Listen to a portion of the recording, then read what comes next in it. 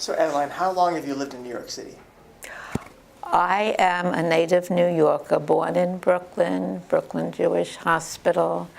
And so I was educated, went to school in New York, and worked in New York, and married in New York. And then when my husband wanted to retire, we went to Florida. So we were in Florida for 25 years, and where he got sick, and when he died,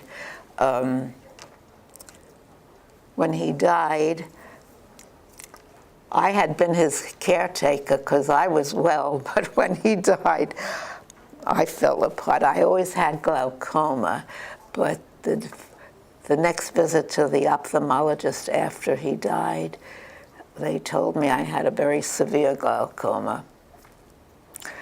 So instead of breathing a sigh of relief, that's when my doctor and medical problems started. So I had 3 operations on my eyes, and the doctor was ready to do the 4th operation, and I had a half-dozen laser treatments and a million different drops, and post-operative care was very intensive with the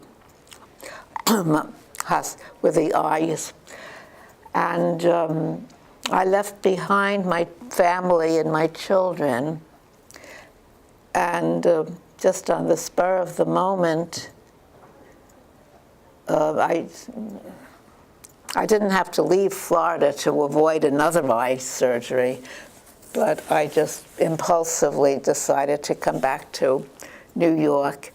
And so I came full circle because I was the first one in the Southbridge Towers 50 years ago. And I'm back in the same building where I was 50 years ago, but I came back Thanksgiving of 2016. Why do you think you came back to New York? You said it was impulsive, but why do you think? Well, in Florida, if you don't drive, you're very dependent on the favors of friends and neighbors. And so people were wonderful to me, but I never knew who, it's a very transient place. People are always coming and going in Florida. So they were very good friends and neighbors, but they had to help me, take me shopping, and I never knew who would be available and who would offer to take me shopping. And if you don't drive, you're at a very big disadvantage in Florida. There's really no public transportation. So that kind of answers part of my next question, which is, what's good about getting older in New York City compared to other places, and what's harder? One good thing is the transportation.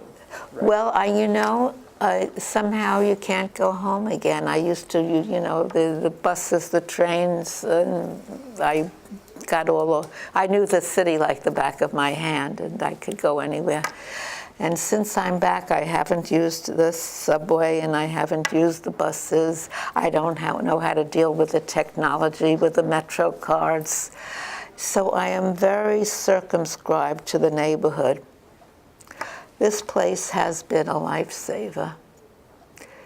Even though mostly Chinese people come here, and most of them don't speak English. They're very close-knit. But they wave, and they smile, and they wave, so they speak body language.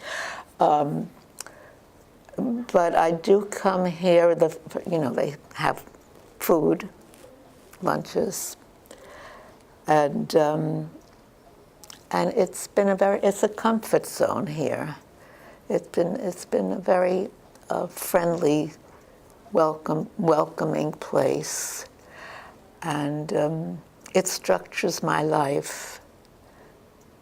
So the people are very nice. Even the people who come, who are not part of the center, but just people who come to have lunch, and it's just a very good place. And, you know, I look forward to Monday to Friday, and I miss it on the weekend. If you could talk to the 20-year-old version of yourself, if you could go back in time and give that person some advice about what it's like to get old, what has surprised you, what they should bear in mind, what kind of advice would you give the former Adeline? That is a hard one, because old age, as they say, is not for sissies. And I wouldn't tell them, you know, there's nothing attractive about getting older.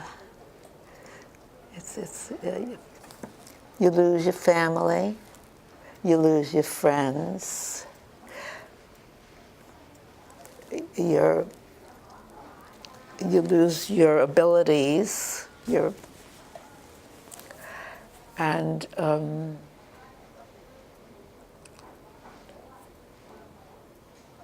I wouldn't want to talk about old age to young people. Let them enjoy their youth.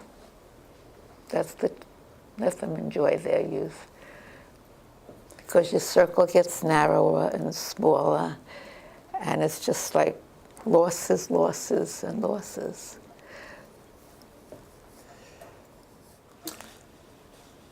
What's your favorite place in New York City? Either now or over the course of your life? This place. This place has been my lifesaver here. Yeah. It structures my life. It's a welcoming place. Joanne, who was the social worker here,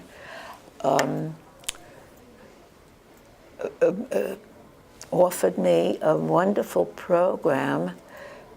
It's a 3-month program. I wish it were, you know, I wish it were just ongoing, but for 3 months, she arranged for someone to come to my home twice a week for 3 hours.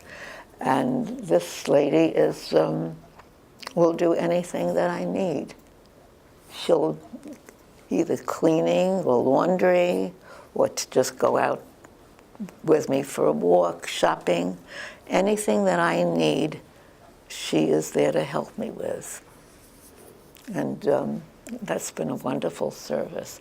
But it's a 3-month program, and it ends by the end of this month, I'm on my own. You know, I would have to find employees and pay them to come in and do anything that she does now. Adeline, thank you so much for talking with us. Oh, it was a pleasure. You're very welcome. Yes, my pleasure.